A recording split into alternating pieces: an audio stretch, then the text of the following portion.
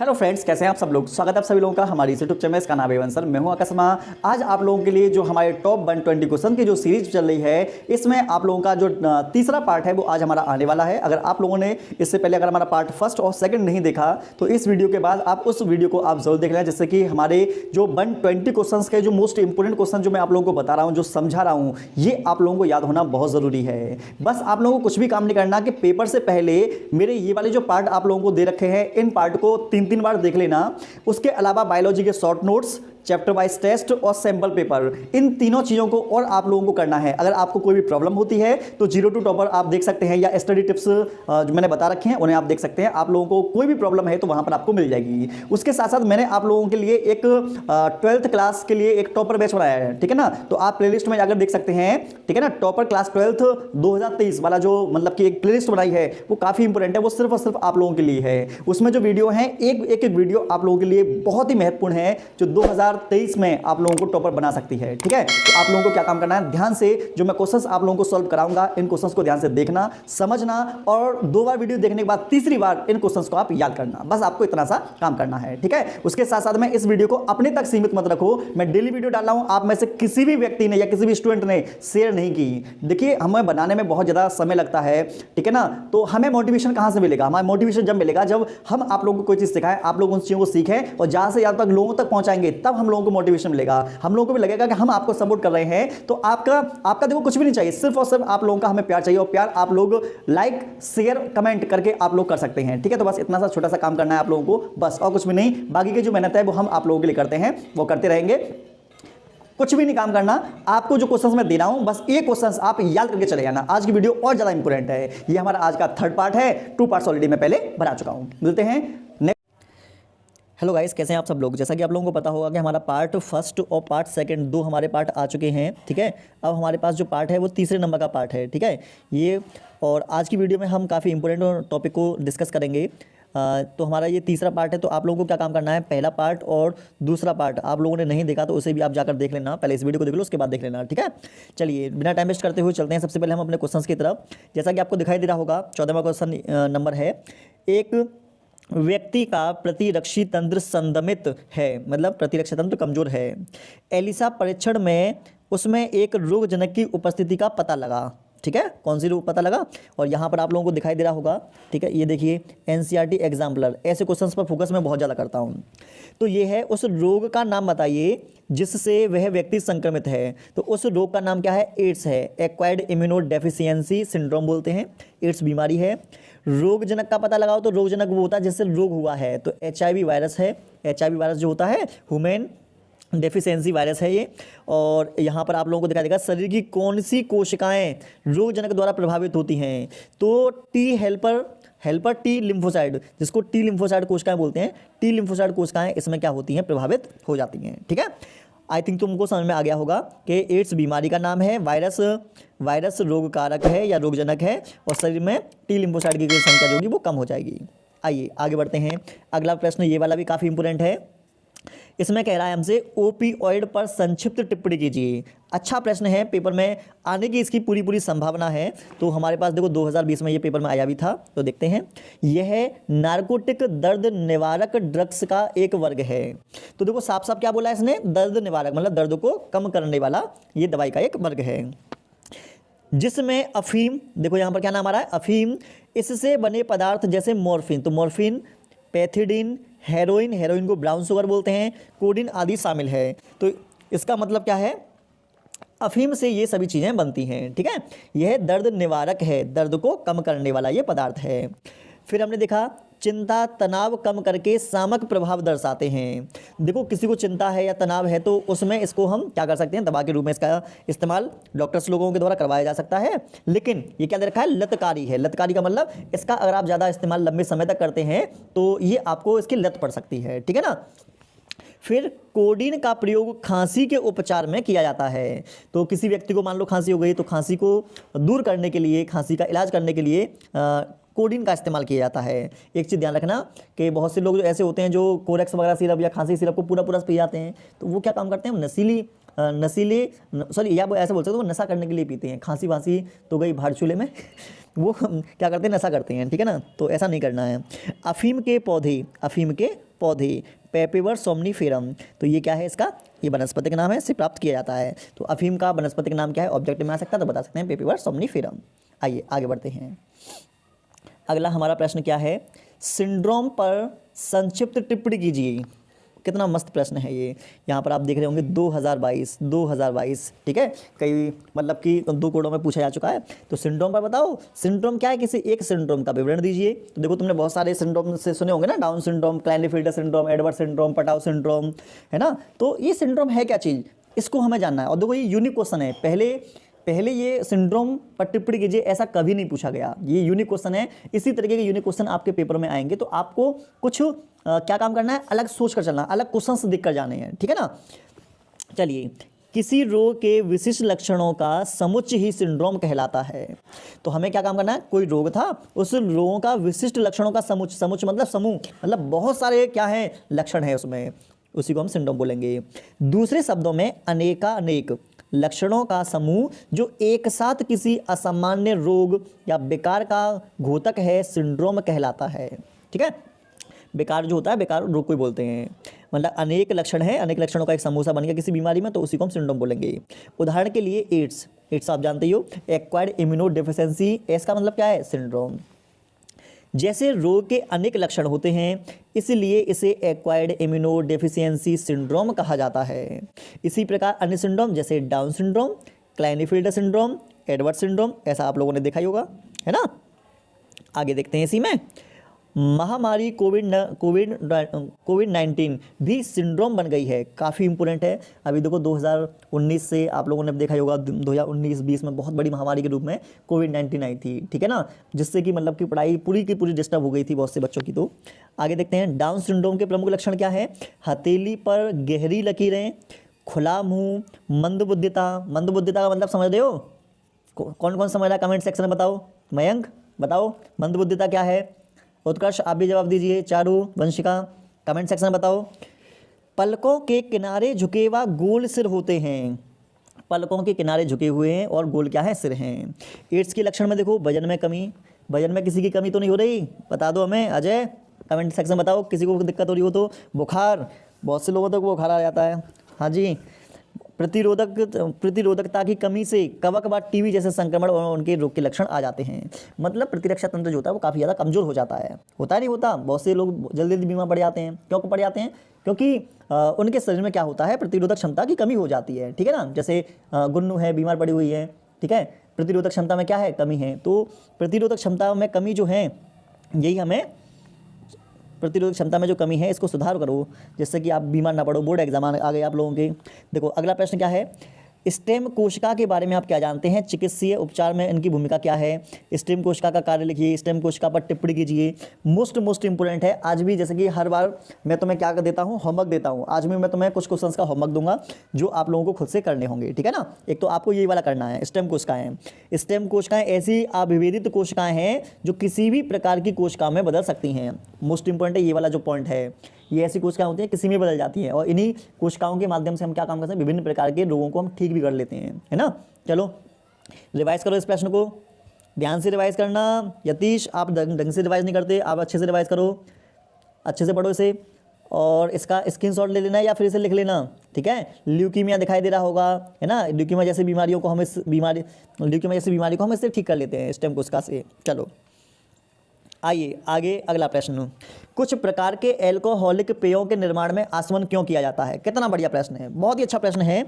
तो आसवन एल्कोहलिक पेयों जैसे विस्की में एल्कोहल की मात्रा को बढ़ा देता है।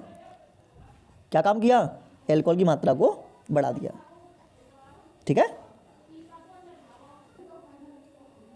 अब देखो यहाँ पर हमें बोला गया है कि विस्की में एल्कोहल की मात्रा बढ़ा दी, ठीक है। बियर, वाइन बिना आसवन के बनाए जाते हैं जिनमें एल्कोहल की मात्रा कम होती है।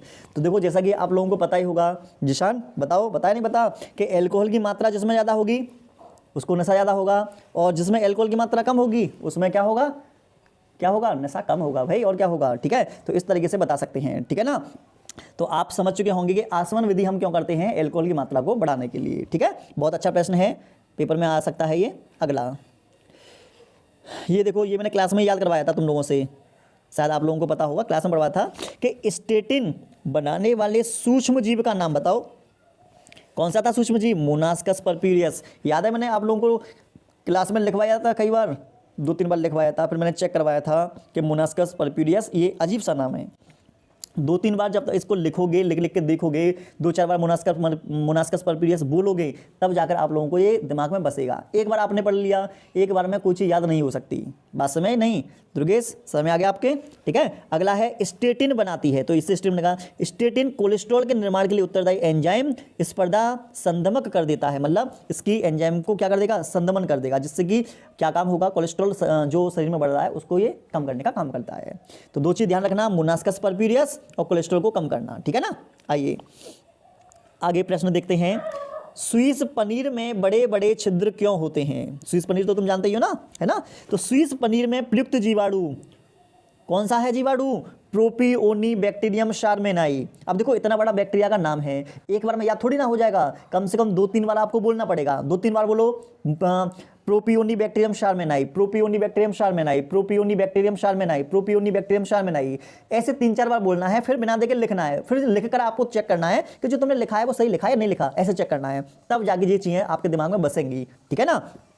अत्यधिक मात्रा में CO2 का उत्पादन करती हैं, जो पनीर में फंसकर छिद्रों का निर्माण कर देती हैं। तो प्रोपियोनिबैक्टीरियम शारमेनाई जीवाणु जो होगा वो CO2 बनाएगा, CO2 क्या होगा? पनीर में फंस जाएगा, जहां पर फंस जाएगा वहीं पर छिद्र का निर्माण हो जाएगा। क्लियर है? क्यों निखिल, समझ में आ गया प्रश्न आपके? नहीं? आइए कमेंट सेक्शन में बताना मुझे कि समझ में आया नहीं आया। अगला प्रश्न है, कितना प्यारा प्रश्न है, कौन सी गैस बायोगैस का निर्माण करती है? बायोगैस के घटकों का नाम बताओ। Methane, carbon dioxide, hydrogen sulphide, ठीक है ना। तो जो हमारे पास मेथेन होती है ये सबसे ज़्यादा मात्रा में बायोगैस में होती है, और बायोगैस जो है इसी को हम गोबर गैस या मस्टर्ड गैस वगैरह बोल देते हैं। क्यों अतुल, सही कह रहे हैं नहीं कह रहे? बायोगैस याद हो गई नहीं हुई आपको? अच्छे तरीके से करके जाना आप लोग, ठीक है। चलिए आगे बढ़ते हैं। अगला है, सूक्ष्म जीवों का प्रयोग ऊर्जा के स्रोत के रूप में भी किया जा सकता है, यदि हाँ तो किस प्रकार से? विचार कीजिए। आपको क्या करना है? विचार करना है। कर लेते हो विचार? नहीं? बताओ कौन बताएगा इस प्रश्न का आंसर? इस प्रश्न का आंसर बताएंगे हिमांशी। हिमांशी बताओ, याद है तुम्हें ये प्रश्न? नहीं? चलो, सूक्ष्म जीवों का प्रयोग ऊर्जा के स्रोत जैसे बायोगैस के रूप में किया जा सकता है। देखो कहीं पर भी इस प्रश्न में बायोगैस के बारे में मेंशन नहीं किया, लेकिन हमें आंसर बायोगैस में लिखना है। क्यों? क्योंकि प्रश्न कॉमन सेंस वाला है, अच्छा प्रश्न है, और आज के समय में प्रश्न ऐसे ही आपको बोर्ड एग्जाम में दिखाई देंगे। बार बार मैं बोल रहा हूँ, समझा रहा हूँ, कह रहा हूँ, देख लो भाई, देख लो, ठीक है। कुछ बैक्टीरिया सेलुलोज युक्त पदार्थ पर अवायवीय रूप से वृद्धि करते हैं। अवायवी का मतलब कुछ बैक्टीरिया ऐसे होते हैं, देखो सेलुलोज जो होता है ना वो उनमें होता है, पौधे की पत्ती वगैरह जो होती है ना उनमें, ठीक है ना। तो अवायवी रूप से वृद्धि करते हैं। अवायवी मतलब जहां पर ऑक्सीजन ना भी हो ना तो वहां पर भी वृद्धि कर लेते हैं। ये CO2 तथा हाइड्रोजन सल्फाइड के साथ साथ बड़ी मात्रा में मेथेन भी उत्पन्न करते हैं। तो मेथेन हो गई, H2S हो गई, CO2 हो गई। तो CO2 क्या, देखो मेथेन जो होगी वो सबसे ज़्यादा मात्रा में होगी, ठीक है। सामूहिक रूप से इन जीवाणुओं को मेथिनोजन क्या बोलते हैं? मीथेनोजन बोलते हैं। इन्हें सामान्य जीवाणु बैक्टीरियम है। और याद करो मीथिनोबैक्टीरियम किसके अंतर्गत आता है? आर्कीबैक्टीरिया, ये आपको मैं बता चुका था, ठीक है। गोबर में पादपों के सेलुलोजीय व्युत्पन्न प्रचुर मात्रा में होते हैं, अतः इनका उपयोग गोबर गैस या बायोगैस उत्पादन में किया जाता है, जिसे सामान्यतः गोबर गैस कहते हैं। देखो गोबर से तो हम गैस बना रहे हैं, गोबर से हम गैस बना रहे हैं, तो उसी गैस को हम क्या बोल देंगे? गोबर गैस बोल देंगे, ठीक है। इसी में देखो यहाँ तक तो आपको समझ में आ गया होगा। ऊर्जा यहाँ पर हमने बायोगैस कर ली, ठीक है। इसी में आगे यीस्ट द्वारा उत्पादित औद्योगिक एल्कोहल का प्रयोग भी ईंधन के रूप में पेट्रोल व डीजल के साथ किया जाता है। कभी तुम पेट्रोल या डीजल भरवाने के लिए जाना, वहाँ पर देखना एक होगा पावर वाला, ठीक है, और एक होगा नॉर्मल जो होगा उसका प्राइस अभी चल रहा है शायद 98 के लगभग, और जो पावर वाला है उसका प्राइस चल रहा है 104 या 105। तो पावर वाले में क्या करते हैं? एथेनॉल मिलाते हैं वो लोग, ठीक है ना। एकल कोश का प्रोटीन सिंगल सेल प्रोटीन का उत्पादन भी रासायनिक ऊर्जा का प्रकार है। यहाँ से भी हमें क्या मिलती है? अच्छी मात्रा में ऊर्जा मिलती है, ठीक है ना। स्पाइरो गायरा वाला होता है ना उसका। चलो आगे हम देखते हैं। देखो ये आ ही गया, 2022 में आया है single cell protein. Single cell protein पता क्या होता है? देखो इसको अपनी भाषा में पढ़ लेना। ये तो क्या काम करना है, ऐसा पूरा नहीं करना आपको, 2-3 बार आप इसको खुद से पढ़ो। और इसमें कुछ भी नहीं है कि जो हमारे सूक्ष्म जीव होते हैं ना, जैसे जीवाणु, यीस्ट, शैवाल, कवक जो होते हैं, इनकी जो प्रोटीन, इनके मतलब कि सेल की जो प्रोटीन होती है उसी को एकल कोशिका प्रोटीन बोलते हैं, और इन प्रोटीन में खनिज, लवण, विटामिन वगैरह बहुत अच्छी मात्रा में मिलते हैं, तो इनका हम डायरेक्ट फूड के रूप में इस्तेमाल कर लेते हैं, ठीक है ना। बस वही चीज़ें है, बस इनकी क्या काम करेंगे, इनका आप एक दो बार रिवाइज कर लोगे ना, बहुत आसान भाषा में है, आराम से आप लोग कर पाओगे, कोई दिक्कत वाली नहीं आएगी, कोई दिक्कत नहीं है। वीडियो को रोक लो, वीडियो को रोक लो, वीडियो को रोकने के बाद में रिवाइज कर लो। हाँ, एग्जाम्पल जरूर याद रखना, नीचे दे रखे हैं जो स्पाइरुलिना, क्लोरेला, यीस्ट, फ्यूजेरियम, ये जो नाम है, नाम को जल्दी ध्यान रख लेना, ठीक है ना। चलो आगे बढ़ते हैं। सूक्ष्म जीवों के औषधीय उपयोग का वर्णन कीजिए। देखो 2022 में डायरेक्ट पूछा गया, नहीं पूछा गया है, तो मैं प्रश्न वो नहीं लेकर आया जो भाई बहुत पुराने आए हुए हैं, मैं प्रश्न वो लेकर आ रहा हूं जो आपके 2023 में, 24 में ट्रेंडिंग में जो चल रहे हैं और जो पेपर में आने ही आने हैं, छपेंगे ये, निश्चित जान लो इस बात को। नहीं देखोगे खुद का नुकसान करोगे, हमारा क्या ले जाओगे। सूक्ष्म जीव तथा औषधि उपयोग। देखो औषधि उत्पादन में सूक्ष्म जीव तथा उनके उत्पादों का अधिक महत्व है। पहला एंटीबायोटिक, इसी को हम प्रतिजैविक बोलते हैं। सूक्ष्म जीवों की उपापचय क्रियाओं के फलस्वरूप प्रतिजैविक प्राप्त होते हैं। ये रोग उत्पन्न करने वाले सूक्ष्म जीवों की वृद्धि का संदमन करते हैं, मतलब उनकी वृद्धि को रोकते हैं। उनके उपापचय क्रियाओं को रोककर उन्हें नष्ट करते हैं, मतलब क्या काम करेंगे, उनको मार देंगे। नष्ट करने का मतलब मार देंगे, ठीक है ना। फिर देखो अनेक जीवाणु के प्रतिजन से वैक्सीन तैयार की जाती हैं। पेनिसिलिन, ओरोमाइसिन, स्ट्रेप्टोमाइसिन, क्लोरोमाइसिटिन, ये क्या है, ये दवाइयों के नाम है ये, ठीक है। ये एंटीबायोटिक के नाम है जो विभिन्न प्रकार के सूक्ष्म जीवों को मारने का काम करते हैं। विटामिन, जीवाणु कवक, राइबोफ्लेविन क्या है, विटामिन है। विटामिन B12 आदि का संश्लेषण किए जाते हैं, मतलब इनको हम बना सकते हैं। राइबोफ्लेविन यीस्ट कवक में अच्छा मिल जाता है, ठीक है ना। आगे देखो ये है हमारे पास स्टेटिन। स्टेटिन याद आ रहा है, नहीं आ रहा, ये ऑब्जेक्टिव में भी आएगा आपके, वेरी शॉर्ट में भी आएगा, शॉर्ट में भी आएगा, तीनों जगह पूछा जाता है। स्टेटिन मिलता है हमको मोनास्कस परप्यूरस नामक कवक से, ठीक है ना। यह रुधिर में कोलेस्ट्रॉल को कम करने के लिए उपयोग किया जाता है। तो क्या काम करेंगे, रुधिर की जो कोलेस्ट्रॉल है उस कोलेस्ट्रॉल को कम करने का ये काम करेगा, ठीक है। तो तुम्हें क्या याद करना है कि स्टेटिन होता है, स्टेटिन मोनास्कस परप्यूरस से मिलेगा और इसका काम होता है रुधिर के कोलेस्ट्रॉल को कम करना। अच्छे से याद कर लो, पेपर में छपे हुए मिलेंगे। साइक्लोस्पोरिन ए कहाँ से मिलेगा, ट्राइकोडर्मा पॉलीस्पोरम, 2-3 बार बोलो, trichoderma polysporum, trichoderma polysporum, trichoderma polysporum, 2-3 बार ऐसे लिख के देख लेना, फिर लिख के चेक कर लेना। ट्राइकोडर्मा पॉलीस्पोरम चेक कर लो तो एक बार आंख बंद करके मनी मन में बोल लेना, ट्राइकोडर्मा पॉलीस्पोरम, ट्राइकोडर्मा पॉलीस्पोरम। इस तरीके से आप याद करोगे तो ये जो ट्राइकोडर्मा पॉलीस्पोरम में आपके दिमाग में आराम से सेव हो जाएगा। एक बार आपने पढ़ लिया ट्राइकोडर्मा पॉलीस्पोरम 100% है, दिमाग में भूल जाओगे, दिमाग में नहीं आएगा, पेपर टाइम में आपको ये दिक्कत कर देगा। जैसे मैंने तरीका बताया उस तरीका को अप्लाई करोगे तो पेपर टाइम में याद रहेगा। अब आपकी मर्जी, आपको कैसे करना है। इसका उपयोग अंग प्रत्यारोपण, अंग प्रत्यारोपण का मतलब होता है अंगों की अदला बदली, ठीक है ना, के समय प्रतिरक्षा तंत्र को निष्क्रिय करने में किया जाता है। मतलब हमारी जो प्रतिरक्षा तंत्र है उसको निष्क्रिय करने का काम जो करेगा वो हमारा साइक्लोस्पोरिन ए करेगा। चलिए आगे बढ़ते हैं। अगला है 5वें नंबर का, काफ़ी इंपॉर्टेंट है ये वाला भी, हमें दे रखा है स्ट्रेप्टोकाइनेज। तो स्ट्रेप्टोकाइनेज क्या है, इसे आनुवांशिक अभियांत्रिकी को हम जीन इंजीनियरिंग बोलते हैं, ठीक है, द्वारा रूपांतरित स्ट्रेप्टोकोकस जीवाणु। तो स्ट्रेप्टोकोकस क्या है, स्ट्रेप्टोकोकस एक जीवाणु है, इस जीवाणु के द्वारा स्ट्रेप्टोकाइनेज नामक एंजाइम प्राप्त किया जाता है। यह रक्त का थक्का हटाने में प्रयोग किया जाता है। जैसे मान लो हमारा ये नस है, नस के अंदर मान लो रक्त का थक्का जम गया, तो रक्त का थक्का जम जाएगा तो ब्लड जो है आसानी से फ्लो नहीं कर पाएगा, मतलब अच्छे तरीके से बहाव जो होगा वो नहीं हो पाएगा। तो स्ट्रेप्टोकाइनेज एंजाइम जो होगा वो क्या काम करेगा, इस थक्के को गलाने का काम करेगा, जिससे कि हमारी जो नस है वो एकदम क्लीन हो जाएगी और आराम से हमारा जो ब्लड है वो रफ्तार के साथ, जोश के साथ बहेगा, ठीक है ना। चलो वैसे तुम्हारा तो जोश के साथ नहीं बह रहा, क्यों नहीं बह रहा पता नहीं है, पढ़ाई कर नहीं रहे, याद कुछ कर नहीं रहे, पता नहीं क्या होगा तुम लोगों का। यतीश कब करोगे भाई पढ़ाई। दीपिका की तो राइटिंग ही बेकार है, राइटिंग ही ना सुधार के दे रही दीपिका तो। अगला है आनुवांशिक पदार्थ के पृथक्करण के समय मिश्रण में प्रोटीएज डालने का क्या महत्व है। काफ़ी इंपोर्टेंट प्रश्न है और देख ले, तुम खुद देख रहे होंगे कि एनसीईआरटी एग्जाम्पलर को एक्सरसाइज को मैं बहुत कवर कर रहा हूँ, ठीक है, क्योंकि ये क्वेश्चन ऐसे होते हैं कि पेपर टाइम में आ गए ना, पछाड़ खा के गिर पड़ोगे, आंखों में खून आ जाएगा, पर ये क्वेश्चन तुमसे सॉल्व नहीं होंगे अगर आप इनको अच्छे तरीके से याद करके नहीं गए, समझ के नहीं गए। तो कोई भी टीचर अलीगढ़ में इन क्वेश्चंस को सॉल्व नहीं करा रहे हैं, आपको कराया जा रहा है, तो ध्यान से देख लो। प्रोटीन पाचक एंजाइम है हमारे पास प्रोटीएज। कौन सा है, प्रोटीएज। डीएनए से जुड़ी प्रोटीन का पाचन कर अलग कर देते हैं, शुद्ध डीएनए प्राप्त हो जाता है। कितना अच्छा प्रश्न है। जैसा कि तुम्हें पता होगा ये हमारे पास स्टोन प्रोटीन है, यहाँ पर ये डीएनए लगा हुआ है, तो हम क्या काम करेंगे, प्रोटीज डाल देंगे, ये प्रोटीन जो होगी पच जाएगी, शुद्ध डीएनए मुझे मिल जाएगा, बस इतनी सी बात है। आगे बढ़ो।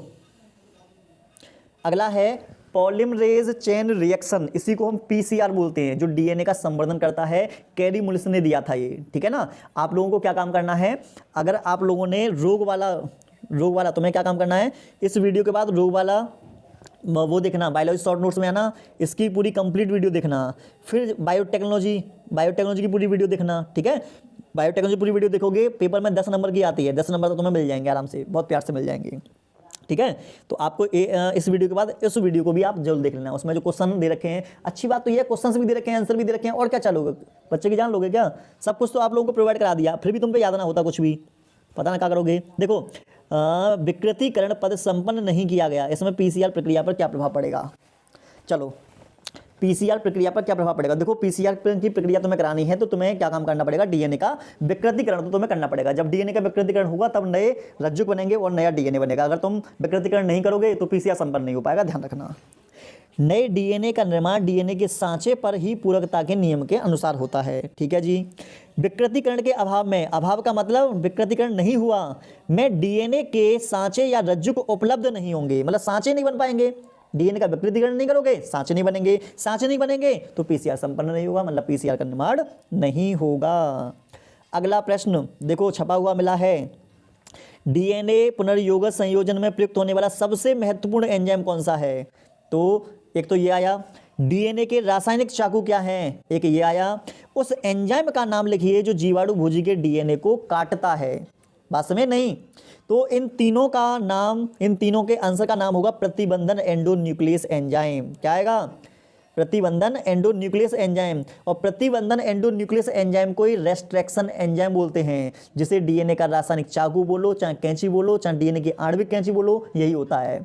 शब्द पर ध्यान दो, मेरे साथ बोलो, प्रतिबंधन एंडोन्यूक्लियस एंजाइम, ठीक है। अब इसको क्या काम करेगा, वो शुद्ध हिंदी में भी बोल सकता है प्रतिबंधन अंतः न्यूक्लियस एंजाइम, इसको वो इंग्लिश में भी बोल सकता है रेस्ट्रिक्शन एंडोन्यूक्लियस एंजाइम। तो भाई कई तरीके से पूछा जा सकता है, बस तुम आंसर ध्यान रखो, कॉन्सेप्ट ध्यान रखो। ये डीएनए को काटने का काम करता है, विशिष्ट जगह से काटेगा, पर ये ध्यान रखना। आगे देखिए, प्रथम पुनर्योगज डीएनए का निर्माण कैसे हुआ था। चलो, प्रथम पुनर्योगज डीएनए का निर्माण साल्मोनेला टाइफीमीडियम के प्लाज्मिड में पाई जाने वाली प्रतिजैविक प्रतिरोधी कूट लेखन जीन को पृथक करके नए प्लाज्मिड के साथ जोड़ देने से हुआ था। तो क्या हुआ, 2 डीएनए मिला दिए। इसे पुनर्योगज डीएनए को, देखो पुनर्योगज डीएनए को बोलते हैं आरडीएनए। क्या बोलेंगे, आरडीएनए। आर का मतलब होता है रिकॉम्बिनेंट डीएनए, ठीक है ना। इसमें 2 डीएनए को मिलाकर एक नया डीएनए बनाया जाता है। ई कोलाई जीवाणु में स्थानांतरित कर दिया गया था, तो ध्यान रखना ई कोलाई जीवाणु था। 1972 में ये किया था स्टैनले कोहन और हर्बर्ट बोयर ने। तो ये भी ध्यान रखना कि प्रथम पुनर्योगज डीएनए जो बनाया था वो स्टैनले कोहन और हर्बर्ट बोयर ने 1972 में बनाया था, ठीक है।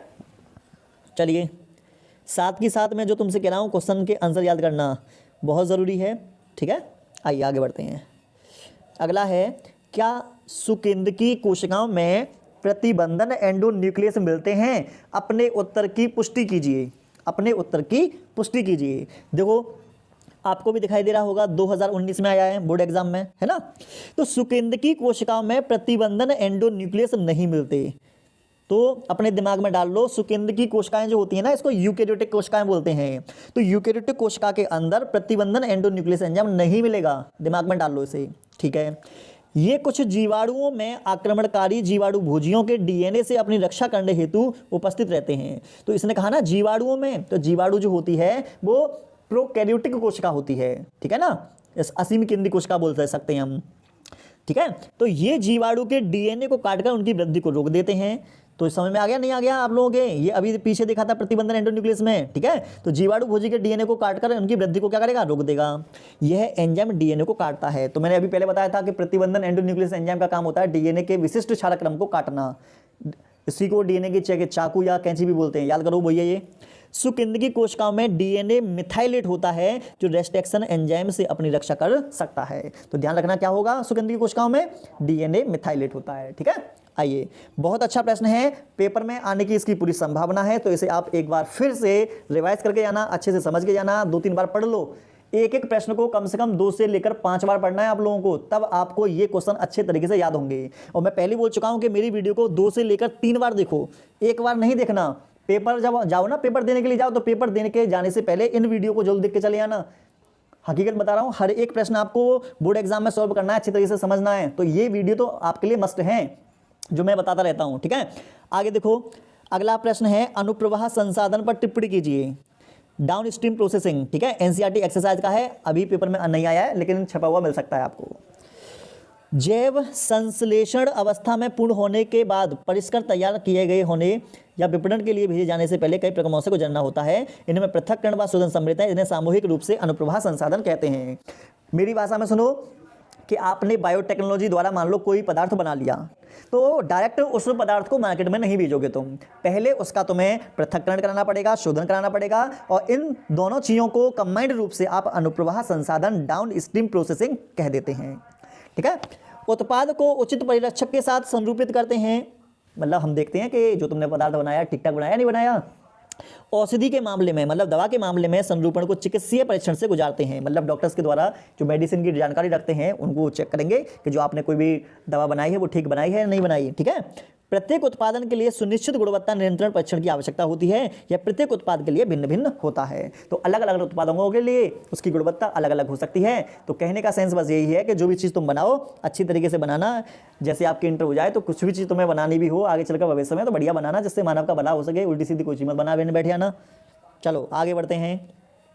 अगला ये वाला प्रश्न है, क्या आप बता सकते हैं कि कैसे प्रतिवेदक रिपोर्टर एंजाइम का प्रयोग वर्ण योग्य चिह्नक के अतिरिक्त बाहरी डीएनए पर पोषी कोशिकाओं के रूपांतरण को मॉनिटर करने के लिए किस प्रकार उपयोग में लाया जा सकता है?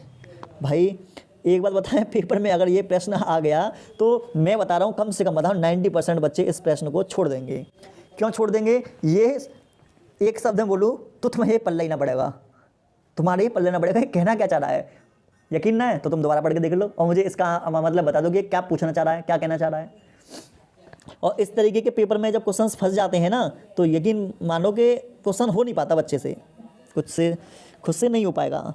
तो आपको क्या काम करना है, देखो वैसा एक बार मैं इसे पढ़ के सुना दे रहा हूँ, अगर आपको समझ में ना आए तो मुझे बता देना, मैं एक बार इसे क्लास में और डिस्कस कर लूँगा। ठीक है ना। चलो, एंजाइम बीटा ग्लैक्टोसाइडेज, तो ये एंजाइम का नाम है बीटा ग्लैक्टोसाइडेज को कोड करने वाले जीन को रिपोर्टर जीन कहा जाता है। तो रिपोर्टर जीन किसे कहते हैं? रिपोर्टर जीन किसे बोलते हैं? जो बीटा ग्लैक्टोसाइडेज को कोड करने वाली जीन होगी उसको हम बोलेंगे रिपोर्टर जीन। ठीक है, इसका प्रयोग एक वर्ण योग चिन्हक के रूप में किया जा सकता है। चिन्हक का मतलब वर्ण योग चिन्ह, मतलब हम पहचान कर सकें, है ना।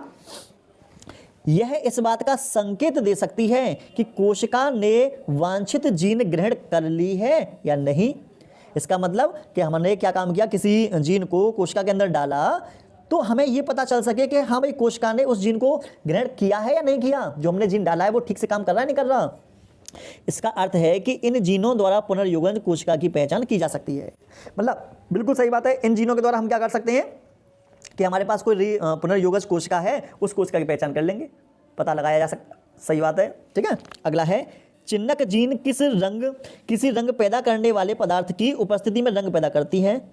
बिल्कुल ठीक है, चिन्हक जीन किसी रंग पैदा करने वाले पदार्थ की उपस्थिति में रंग पैदा करती है। ठीक है, एंजाइम बीटा ग्लैक्टोसाइडेज रंग पैदा करने वाले पदार्थ की उपस्थिति में नीला रंग पैदा करता है। तो इससे एंजाइम बीटा ग्लैक्टोसाइडेज कैसा रंग देता है? नीला रंग। ठीक है एकदम।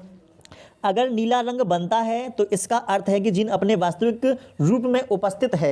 इसका मतलब क्या है कि हमने किसी कोशिका के अंदर बीटा ग्लैक्टोसाइडेज डाला और डालने के बाद में वहाँ पर नीला रंग आ गया, इसका मतलब हम समझ जाएंगे कि हमारा जो जीन है वो ठीक से काम कर रहा है। अगर कोई परिवर्तन नहीं आया तो इसका मतलब हमारा जो जीन है वो एक्सेप्ट नहीं किया गया है, वो जीन हमारा ठीक से काम नहीं कर रहा है अभी। ठीक है, आगे देखो, विजातीय डीएनए में ऐसा प्रश्न नहीं हुआ, लेकिन इस जीन में विजातीय डीएनए समाकलित करने पर यह निष्क्रिय हो जाता है। क्या हो जाएगा?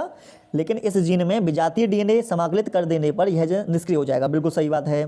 फलस्वरूप इसमें बीटा ग्लैक्टोसाइडेज का उत्पादन नहीं होता है, बीटा ग्लैक्टोसाइडेज नहीं बनेगा, निष्क्रिय हो जाएगा हमारा जीन निष्क्रिय हो जाएगा तो बीटा ग्लैक्टोसाइडेज कहाँ से बनेगा? सही है एकदम। यह एंजाइम की उपस्थिति में जीवाणु की सफ़ेद कॉलोनी बनती है। इस एंजाइम की उपस्थिति में जीवाणु की सफ़ेद कॉलोनी बनती है। ठीक है, सफ़ेद कॉलोनी यह सिद्ध करती है कि जीन का निष्क्रियकरण हो गया है। सफेद कॉलोनी बताएगी कि जीन का निष्क्रियकरण हो गया। क्यों? क्योंकि अगर ये सक्रियकरण सक्रिय होता तो नीले रंग देता ना, ठीक है ना। यह विधि एंटीबायोटिक प्रतिरोधी जीन को वर्ण योग्य चिन्ह की तरह प्रयोग करने की अपेक्षा कम जटिल है। बहुत अच्छा प्रश्न है भाई, बहुत ही बढ़िया प्रश्न है। मेरे दिमाग से एक बार इसे देख लो तो मुझसे ये मत कहने लग जाना कि सर समझ में नहीं आया, नहीं आएगा समझ में। पहले इस प्रश्न को 4 से लेकर 5 बार पढ़ो, 4 से 5 बार पढ़ो, एक एक शब्द को समझो। 5वीं बार के बाद 6ठी बार आपको समझ में नहीं आए तो मेरे पास लेके आना, मैं बताऊंगा फिर, ठीक है। एक बार पढ़ लिया, 2 बार पढ़ लिया, मेरे पास मत आना और मुझसे पूछना। पहले प्रश्न को कम से कम 4 से लेकर 5 बार आप अपना दिमाग लगाया करो। जब पूरा दिमाग लगने के बावजूद भी तुम्हें लगे कि हाँ अब हमारे बस की नहीं है, तब आप प्रश्न को पूछें, ठीक है। 1-2 बार में नहीं होने वाला, क्योंकि आप इंटेलिजेंट हैं माना, लेकिन इतने भी नहीं है कि एक बार में कोई चीज़ समझ पाओ। देखो अगला है डीएनए पुनर्योगज तकनीक की व्याख्या कीजिए। आरडीएनए तकनीक पर एक निबंध लिखिए, ठीक है। अच्छा प्रश्न है, 2019 में 22 में आया है, अभी भी आने की इसकी पूरी संभावना है। ये आप लोगों का होमवर्क है, ये आप लोगों को होमवर्क करना है, ठीक है। अच्छे से पढ़ना। मैं इसको स्क्रॉल कर रहा हूँ, आप या तो इसका स्क्रीनशॉट ले लेना या फिर मैं धीरे धीरे करके मैं ऊपर की तरफ बढ़ा रहा हूँ, आपको सब समझ में आ जाएगा। लेकिन पेपर के लिए काफ़ी इंपॉर्टेंट है, आप इसे पढ़ के चल जाइएगा, है ना। बायोटेक्नोलॉजी का है, बहुत ही बढ़िया प्रश्न है। वीडियो को रोक लेना, वीडियो को आप लोग रोक लेना और रोक कर इसके जो पॉइंट बताए जा रहे हैं इन पॉइंट को पढ़ना। बाई चांस कोई पॉइंट समझ में नहीं आता, कुछ नहीं समझ में आती तो आप मुझसे पूछ सकते हो। अगला है, क्या रोग के लक्षण उत्पन्न होने से पहले रोग की जांच की जा सकती है? इसमें कौन सा सिद्धांत शामिल है? तो आप कहेंगे हाँ भाई इसकी जांच की जा सकती है। इस वाले को बायोटेक्नोलॉजी मैंने पढ़ा दिया है, ठीक है, एक बार बस रिवाइज कर लो, मैंने पढ़ा दिया है इसको। वैसे एलिसा का पूरा नाम क्या है? एंजाइम लिंक्ड इम्यूनोसॉर्बेंट एसे एलिसा का पूरा नाम है। और आप लोगों को बता दूं, अगर आप लोगों ने हमारी वीडियो नहीं देखी तो देख लेना, पूरी बायोलॉजी की जितनी भी फुल फॉर्म है मैंने एक वीडियो में बना के डाल चुका हूं, जाओ और देखो। अगला क्या है? गोल्डन राइस क्या है? ये अच्छा प्रश्न है। गोल्डन राइस जो है, गोल्डन राइस को हम गोल्डन धान बोलते हैं, राइस है ना। ओराइजा सेटाइवा इसका ये वनस्पतिक नाम है। जैव प्रौद्योगिकी द्वारा ये उत्पन्न एक चावल की किस्म है। बीटा कैरोटीन प्रोविटामिन ए इसमें अच्छी मात्रा में पाया जाता है। और बीटा कैरोटीन के कारण यह जो चावल होता है ये पीला दिखाई देता है, इसीलिए हम इसको गोल्डन राइस बोल देते हैं। पेपर में आ सकता है कि निम्न में से कौन सा जैव संश्लेषित फसल है, तो बताएंगे गोल्डन राइस। ये भी बताएंगे गोल्डन राइस में निम्न में से कौन सा विटामिन पाया जाता है, तो बताएंगे विटामिन ए। इस तरीके से प्रश्न भी आप लोगों के बन जाते हैं। बायोटेक्नोलॉजी वाली वीडियो को जल्द देख लेना। स्वास्थ्य की देखभाल में जैव प्रौद्योगिकी की उपयोगिता पर टिप्पणी कीजिए। अच्छा प्रश्न है। मानव स्वास्थ्य के क्षेत्र में जैव प्रौद्योगिकी की उपयोगिता के 2 उदाहरण दीजिए। चिकित्सा के क्षेत्र में जैव प्रौद्योगिकी की उपयोगिता लिखिए। जैव प्रौद्योगिकी का स्वास्थ्य में उपयोग पर टिप्पणी कीजिए। तो देखिए इस तरीके से कई नामों से, देखो 2019 में और 22 में पेपर में आया भी है, ऐसा नहीं है कि नहीं पूछे आते हैं ऐसे क्वेश्चन। पहला देखो, पुनर्योगज डीएनए प्रौद्योगिकी की सहायता से अत्यधिक प्रभावी सुरक्षित औषधियों का व्यवसाय उत्पन्न हुआ है, जैसे मानवांशिक अभियांत्रिकी इंसुलिन ह्यूमुलिन। तो देखो जैव प्रौद्योगिकी के माध्यम से हम लोगों ने ह्यूमुलिन को बना लिया है, ठीक है। इंटरफेरोन को भी हमने बना लिया है। मानव वृद्धि हार्मोन इसको भी हम बना चुके हैं। एरिथ्रोपोइटिन ये हार्मोन है, इसे भी बना चुके हैं। टिश्यू प्लाज्मोजन एक्टिवेटर, इस चीज़ को हम बना चुके हैं। तो आप लोगों को क्या काम करना है, ये पता करना है। देखो यहाँ से एक ऑब्जेक्टिव क्वेश्चन बनता है कि जैव प्रौद्योगिकी द्वारा में से किसका निर्माण किया जा चुका है? ह्यूमुलिन, इंटरफेरोन, मानव वृद्धि हार्मोन, ये 3 दे दिए, लास्ट में दे देगा ये सभी। तो आंसर क्या आएगा? ये सभी। अगर आपको किसी प्रश्न में ये सभी दिखाई देता है तो 99% चांस है कि आपका आंसर वही होगा। कुछ परसेंट चांस है 1% के वह आंसर ना हो, तो 1% आपको दिमाग लगाना है, 99% आपका आंसर वही आएगा, ठीक है। अभी देखो इसमें सेकंड पॉइंट, जैव प्रौद्योगिकी में जीन चिकित्सा के नवीनतम उपचार विधियां प्रस्तुत की हैं, जिसमें SCID एडिनोसिन डी एमिनेज न्यूनता। एडिनोसिन डी एमिनेज न्यूनता का मतलब कमी। सिस्टिक फाइब्रोसिस, अन्य रोगों के उपचार में नए मार्ग खोल दिए हैं। तो देखो ये वाला तो हमने बता ही रखा है, जीन चिकित्सा, जीन थेरेपी जिसको बोलते हैं। 4 वर्ष की लड़की में 1990 में हमने करा रखा था एडिनोसिन की कमी से होने वाला जो रोग है SCID, ये वाला, ठीक है ना। आणविक निदान में रोग की आरंभिक अवस्था में पहचान संभव हुई है, मतलब रोग अभी आया नहीं है, रोग के लक्षण नहीं आए, उससे पहले हम रोग की जांच कर सकते हैं। इससे PCR पॉलीमरेज चेन रिएक्शन बोलते हैं। एलिसा एड्स रोग में इसकी जांच करते हैं, जैसी तकनीकों की सहायता ली जा सकती है। अगला है, पारजीनी जंतुओं के निर्माण में रोगों के अध्ययन अनेक प्रकार के जैविक उत्पाद जैसे एल्फा एंटीट्रिप्सिन का निर्माण संभव हुआ है, और इसका इसका इस्तेमाल यहाँ पर सिस्टिक फाइब्रोसिस है ना, इसमें कर लेते हैं। अनेक प्रकार के सुरक्षित टीके विकसित किए गए हैं। तो एक टीका तो आपको शायद पता होगा, हेपेटाइटिस बी का जो टीका है, ठीक है, वो हमने बायोटेक्नोलॉजी के माध्यम से ही तैयार किया था, ठीक है। तो इस तरीके से आपका ये हो जाएगा। अगला है ग्रीन जैव प्रौद्योगिकी क्या है? ग्रीन बायोटेक्नोलॉजी, कृषि क्षेत्र में जैव प्रौद्योगिकी का उपयोग ग्रीन जैव प्रौद्योगिकी कहलाता है। तो हम क्या काम करें, कृषि में बायोटेक्नोलॉजी का इस्तेमाल करते हैं, तो उसे हम ग्रीन बायोटेक्नोलॉजी बोल देते हैं। पुनर्योगज डीएनए तकनीक का प्रयोग पीड़क प्रतिरोधी, रोग प्रतिरोधी, अजैविक प्रतिबल प्रतिरोधी, उच्च उत्पादकता, उच्च गुणवत्ता वाली फसलों को विकसित करना जैव प्रौद्योगिकी के उदाहरण है। याद करो, बीटी टमाटर, बीटी बैगन, बीटी कपास, बीटी तंबाकू, है ना। इस तरीके से हम पौधों का निर्माण किया, नहीं किया? सबसे पहला बीटी तंबाकू का किया था, और बीटी कपास जो है ये पेपर में सबसे ज़्यादा आता है, ठीक है। चलो आगे बढ़ते हैं। आइए देखते हैं, ये देखो कितना अच्छा प्रश्न है। बीटी जीव विष क्या है? यह जीव विष बैसिलस को क्यों नहीं मारता? कितना अच्छा प्रश्न है। तो देखो, बीटी का पूरा नाम होता है बैसिलस थुरिंजिएसिस जीवाणु। पहला तो ये जान लो कि बीटी की फुल फॉर्म क्या है, बैसिलस थुरिंजिएसिस। तो बैसिलस थुरिंजिएसिस क्या होता है? ये एक जीवाणु होता है, बैक्टीरिया होता है, ये भी ध्यान रखना। द्वारा उत्पादित प्रोटीन कुछ विशिष्ट प्रकार के कीटों के लिए विष का कार्य करती है। तो साफ साफ दे रखा है ना कि कीटों के लिए विष का कार्य करती है। इसका मतलब कीटों को मारेगी। जब कीटों को मारेगी तो इसे हम कीटनाशक नहीं बोल सकते क्या? आराम से बोल सकते हैं, ठीक है। ये जीवाणु विशिष्ट अवस्था में ही विषयक प्रोटीन के क्रिस्टल बनाते हैं। यह विषैली प्रोटीन असक्रिय रूप में उपस्थित होती है। तो मैंने पहले बताया था नहीं बताया था कि बीटी जीव इस जीवाणु को क्यों नहीं मारती? ऑप्शन दे रखा है। तो आपको मैंने बताया था कि क्योंकि ये जीवाणु के अंदर निष्क्रिय रहते हैं, बताया था, है ना। यह एक प्रकार की बीटी विष किसी विशिष्ट समूह के कीट समूह के लिए प्रभावी होती है। इसे बीटी जीव विष कहते हैं, ठीक है। आगे देखिए, बैसिलस जीवाणु वृद्धि की विशिष्टता प्रवस्था में ही विष प्रोटीन का संश्लेषण होता है। यह विषाक्त प्रोटीन असक्रिय रूप में उपस्थित रहती है। साफ साफ लिखा हुआ है अक्रिय रूप में। अक्रिय का मतलब है, अक्रिय को निष्क्रिय बोल सकते हो, ठीक है। जिसके कारण जीवाणु इससे प्रभावित नहीं होता, मतलब जीवाणु में ये निष्क्रिय रहती है।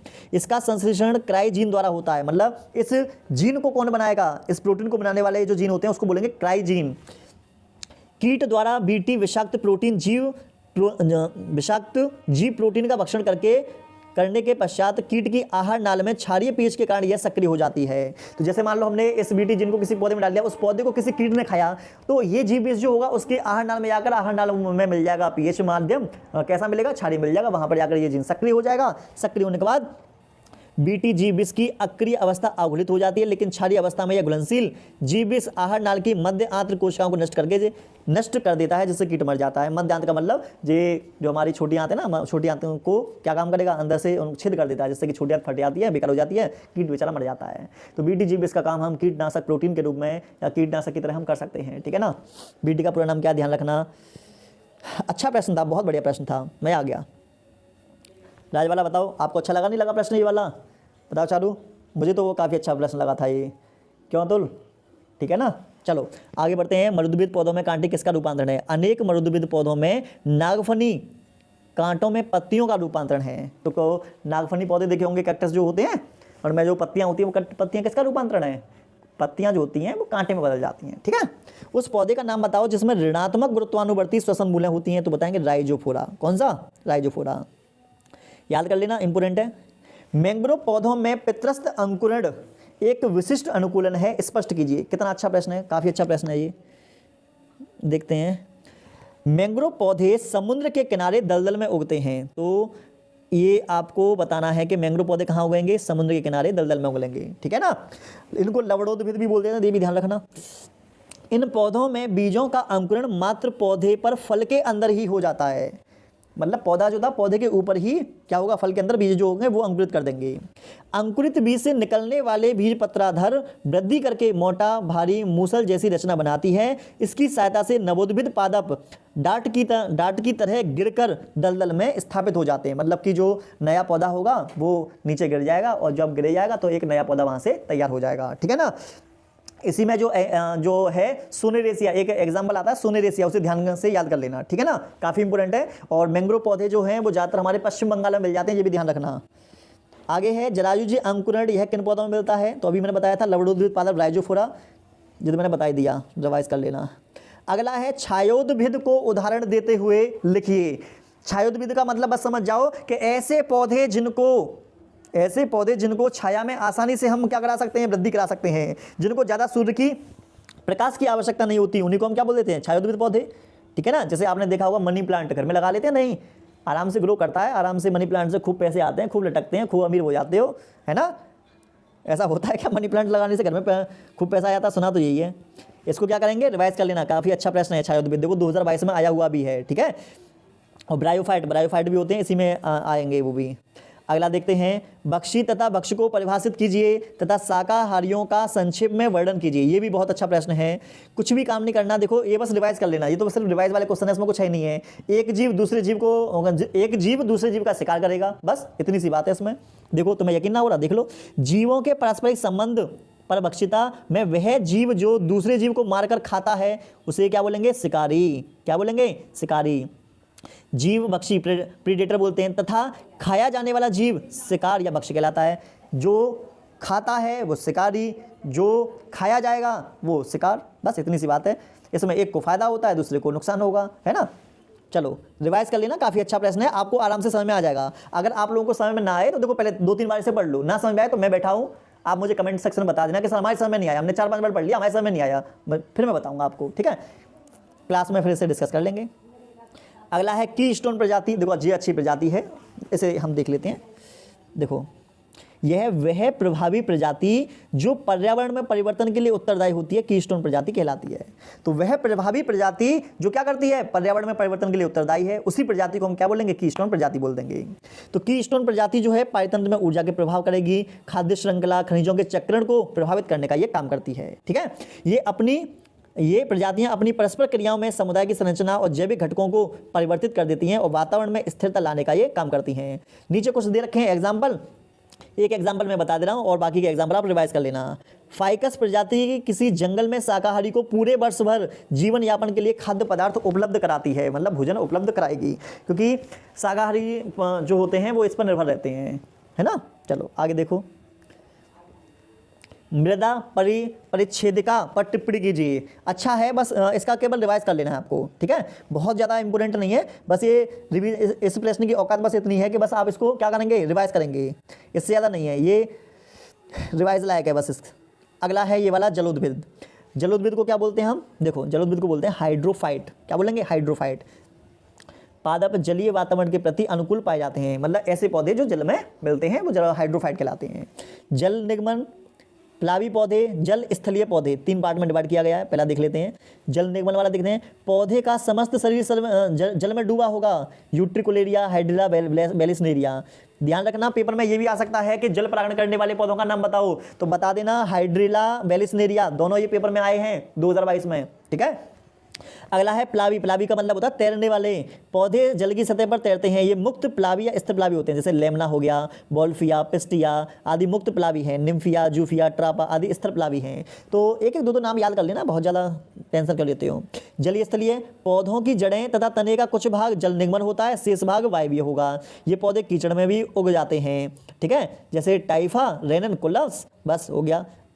अच्छा है, हाँ, अनुकूलन, हमें अनुकूलन देखना है। इनकी जड़ें कैसी होती हैं, अल्प विकसित, मतलब कम विकसित होंगी या नहीं होंगी। मूल रोम जो होते हैं इनमें नहीं पाए जाते, ध्यान रखना। दूसरा, प्लावी पत्तियों में पर्णवृंत लचीले होंगे, स्पंजी होंगे, है ना।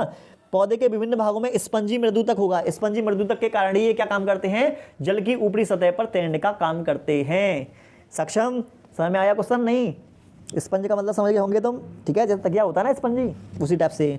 तने के पर्व लंबे होते हैं, स्पंजी होते हैं, वो कमजोर होते हैं। कहाँ हार्ड होते हैं पौधे जो जल में होते हैं, कोई हार्ड होते हैं, कुछ ना होते हैं। जल निगमन पौधों की पत्तियां लंबी कटी फटी होती हैं। जल स्थलीय पौधों में विषम पड़ता पाई जाती है। जलोद्भिद पौधों में कायिक प्रवर्धन होता है और लैंगिक जनन परागण जल द्वारा होता है। सीधी सी बात है, जल में होंगे तो जल में रहेंगे तो जल द्वारा तो करेंगे। पादप शरीर पर श्लेष्म का आवरण होता है जो जल से इनकी सुरक्षा करता है। हाँ जी, ठीक है, अच्छी बात है।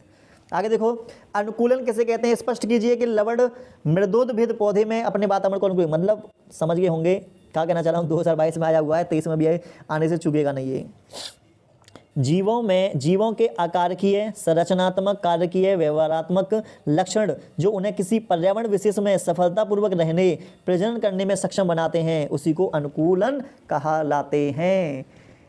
अब आप अपने आप को अनुकूल बना लो पढ़ाई करने के लिए, आप अनुकूल बना लो कि पूरा दिन रात लग जाओ पढ़ाई करने के लिए। पेपर है, पेपर में धुआंधार बैटिंग करने के लिए अनुकूल बना लो, पेपर की स्ट्रेस को सहन करने का आप अपने आप में अनुकूलन बना लो, ज़्यादा से ज़्यादा टाइम अपने आप को देने के लिए अनुकूलन बनाओ। ऐसे अनुकूलन बनाना है आपको। लवण मृदोद्भिद हेलोफाइट बोलते हैं, ध्यान रखना, हेलोफाइट को हिंदी में लिख के देगा वो।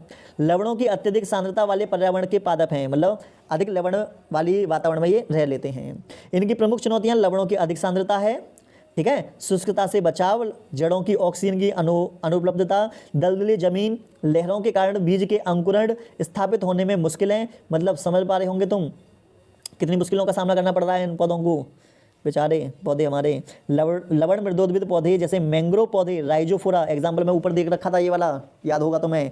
इन समस्याओं से जूझने के लिए निम्न अनुकूलन अपनाते हैं। मतलब मैंग्रोव पौधे क्या करते हैं, अपने शरीर को कैसे चेंजेस करते हैं, श्वसन मूल है, मतलब इनकी जड़ें जो होती हैं जमीन से ऊपर निकल आती हैं, उन पर छोटे छोटे छिद्र होते हैं, उनको श्वसन मूल कहते हैं। ये ऋणात्मक गुरुत्वानुवर्ती जड़ें जिन पर श्वसन हेतु छिद्र उपस्थित होते हैं, जड़ों को पर्याप्त ऑक्सीजन उपलब्ध कराती है।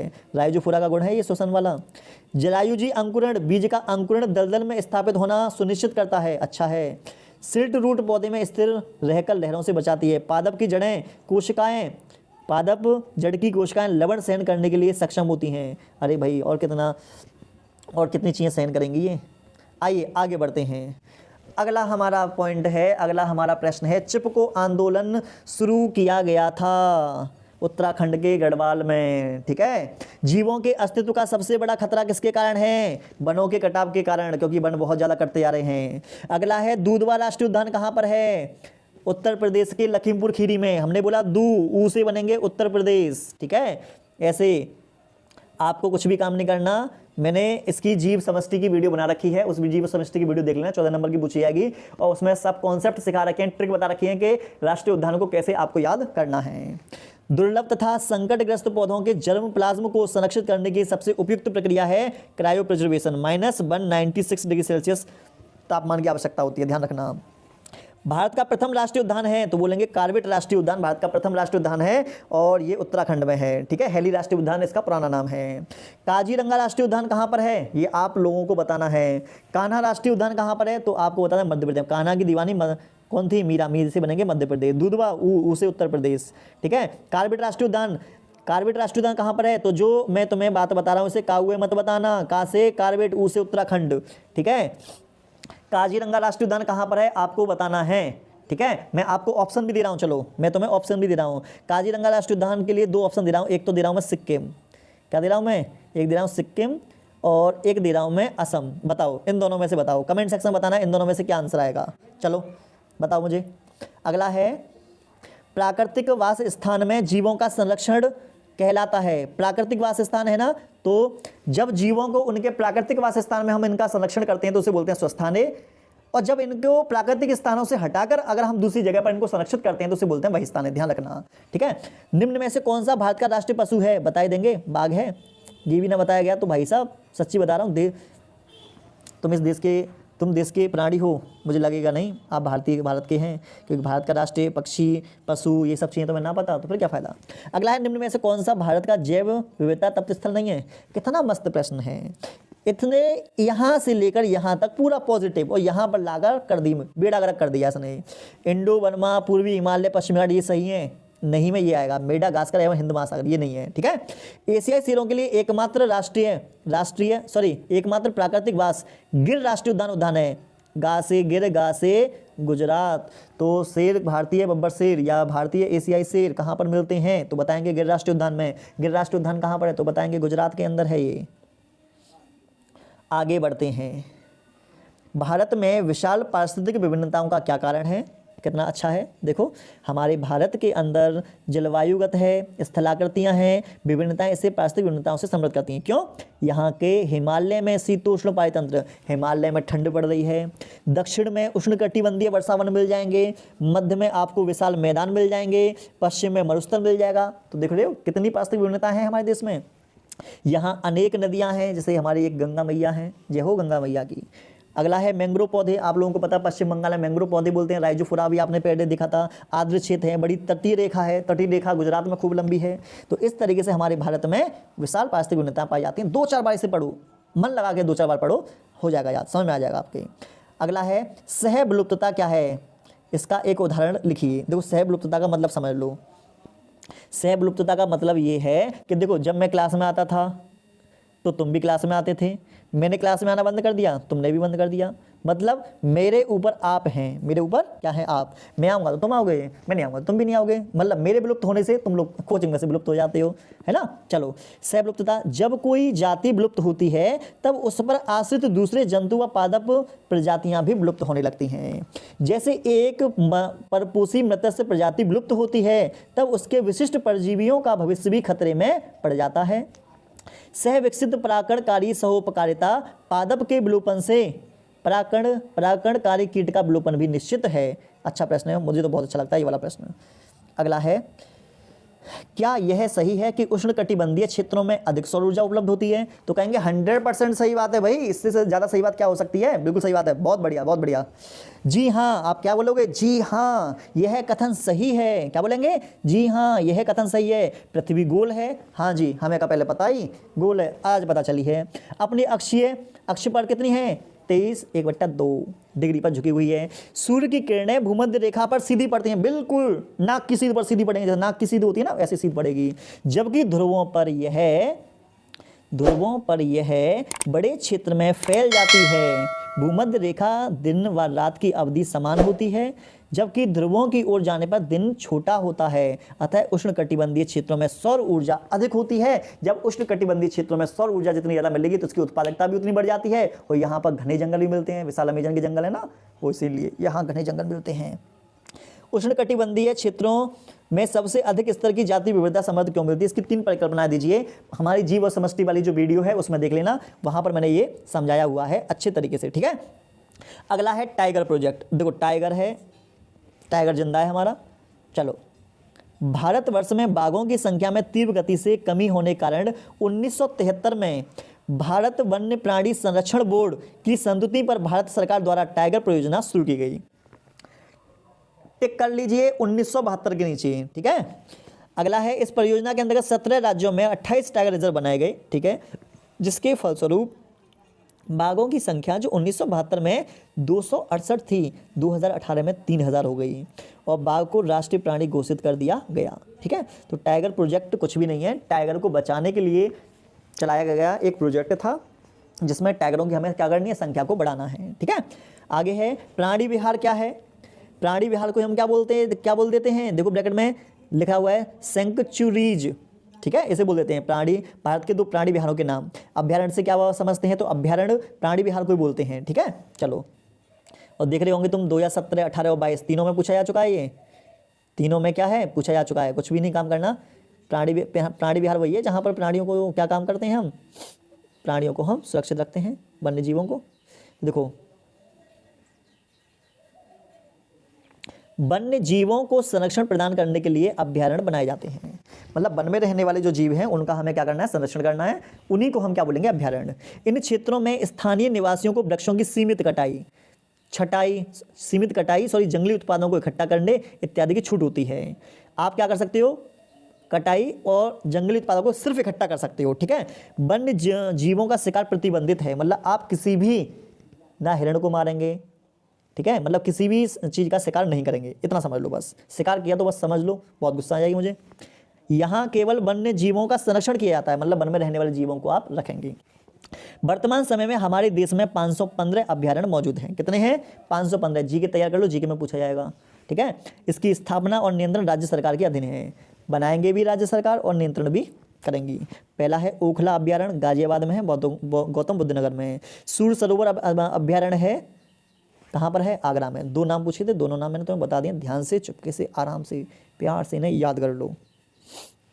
झूम खेती पर टिप्पणी करो। झूम खेती बहुत अच्छी भी खेती है, ये जंगल है, यहाँ पर आदिवासी लोग रहेंगे तो यहाँ के जंगल को काटेंगे, यहाँ पर रहेंगे, यहाँ के काटेंगे, यहाँ रहेंगे, यहाँ काटेंगे, यहाँ रहेंगे, यहाँ काटेंगे। तो इस तरीके से ये झूम खेती जो है आदिवासी लोग अंदर से खोखला कर देते हैं जंगल को।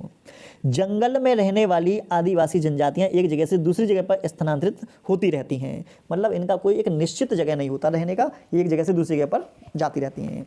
जीवन यापन के लिए ये जंगलों की भूमि पर खेती करके, शिकार करके जीविका चलाते हैं। जंगल के पेड़ पौधों को काट कर जला देते हैं, कृषि के लिए स्थान तैयार करते हैं, हैं पेड़ पौधों को जलाने के कारण मृदा की उर्वरता बढ़ जाती है। कुछ समय पश्चात ये स्थान को छोड़कर अन्य स्थान पर चले जाते हैं। कहाँ पर मिलेंगे ये? मिजोरम, मणिपुर, मेघालय, नागालैंड, सिक्किम, त्रिपुरा, असम प्रदेशों में झूम खेती देखने को मिलती है। मतलब पूर्वी इलाकों में मिलती है, इधर की साइड में नहीं मिलती। तुम देखो कि यूपी में ढूंढने लग जाओ कि कहाँ है बेटा, ना मिलने वाले। चलो आगे देखो, आगे है जैव विविधता की परिभाषा लिखिए, इसके संरक्षण की 2 विधियों का उल्लेख कीजिए। देख लो कितनी बार पेपर में आया है। जैव विविधता की परिभाषा लिखिए, देख लो 2022 में आया नहीं आया। जैव विविधता पर टिप्पणी कीजिए, देख लो 2020 में आया नहीं आया। ठीक है। जैव विविधता से भारत में वन्य प्राणियों के स्वस्थाने बहिस्थाने संरक्षण से क्या समझते हो? 18। जैव विविधता से क्या समझते हैं? जैव संरक्षण कैसे है? 2022। भाई साहब पेपर में छपा हुआ मिलता है। ये रहा आपका जैव विविधता, पढ़ा रखा है मैंने। ठीक है, इसका चाहे स्क्रीनशॉट ले लो, चाहे 2-4 बार पढ़ लो इसे। ठीक है, ये है स्वस्थाने।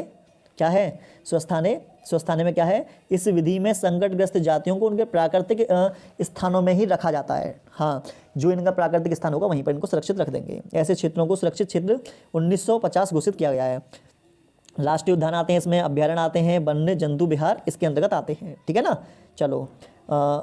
चलो आगे बढ़ते हैं। बहिस्थाने क्या है? इस विधि में संकटग्रस्त जातियों को उनके प्राकृतिक वासस्थानों से हटाकर प्राणियों को क्या करेंगे? हम सुरक्षित रखेंगे। जैसे जू में रखेंगे, सफारी पार्क में रखेंगे, फील्ड बैंक, वनस्पति उद्यान, क्रायो प्रिजर्वेशन, ये इसमें आ जाते हैं। तो इसको अच्छे तरीके से कम 4-4, 5 बार पढ़ो, इन्हें ध्यान से देखो, इनके एग्जाम्पल क्या क्या हैं वो याद करो। आगे, भारत में वन्य जीवों पर एक लेख लिखिए। बहुत अच्छा प्रश्न है ये, सिर्फ और सिर्फ आपको समझने वाला प्रश्न है। तो इसका सिर्फ आप रिवाइज करेंगे। क्या करेंगे आप इसका सिर्फ रिवाइज करेंगे। तो मैं आगे की ओर इस तरीके से बढ़ा दे रहा हूँ, इसको आप ध्यान से पढ़ लो। रोक लेना वीडियो को, बीच बीच में रोक लेना। रोकने के बाद आराम से इसे पढ़ते रहना। ठीक है, ये सिर्फ पढ़ने वाला है, इसको आप रिवाइज भी कर लेंगे तो आपका काम चल जाएगा। जरूरी नहीं कैसे याद करें, आराम से तुम्हारा काम चल जाएगा। ठीक है, तो इस तरीके से हमारे आज ये खत्म होता है। ठीक है, तो अब आपको करना क्या है? अब आपको क्या काम करना है वो मैं बता रहा हूँ। सुनो, ध्यान से सुन लेना। हमारी 3 वीडियो हैं, पहली, दूसरी और अब जो तुम देख रहे हो तीसरी। ये 3 वीडियो हैं। इन तीनों वीडियो के जो क्वेश्चन और आंसर दे रखे हैं उन सभी क्वेश्चन आंसर को आप अच्छे तरीके से याद करेंगे। पहला काम आपको ये करना है।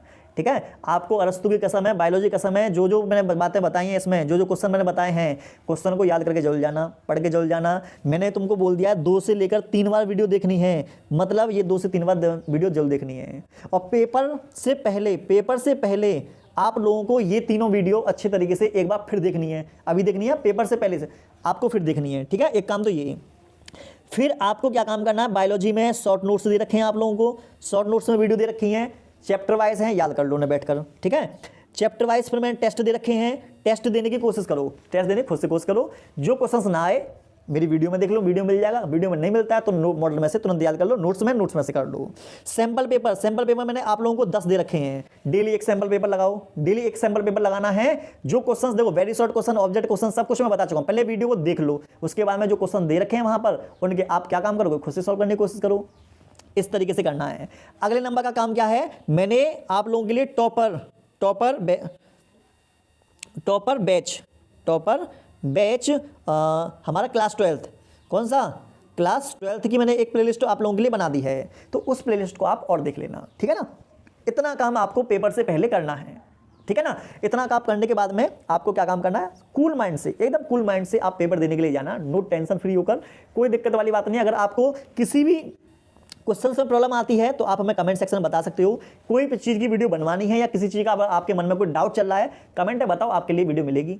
और बताइए कोई चीज़ समझ में नहीं आ रही तो आप हमें बताओ, हम उस प्रॉब्लम का सोल्यूशन निकालेंगे। ठीक है, बस करना क्या है? जो बातें मैं आपको बता चला उनको ध्यान से सुनते चलो, उन्हें आप याद करते चलो। ठीक है ना। चलिए, अब आपको क्या काम करना है? वीडियो को, वैसे बोलने वाली बात नहीं है, समझदार हो, लाइक कर दो इसे आप तुरंत ही, और तुरंत ही इसे आप शेयर कर दो। जो गरीब लोग हैं उनका भी फायदा हो जाएगा। और भाई साहब इसे कमेंट, जो मैंने पूछी हैं आप लोगों से बातें, वो कमेंट भी कर दिया करो। ठीक है ना। चलो मिलते हैं नेक्स्ट वीडियो में। जय हिंद, जय भारत, बाय बाय।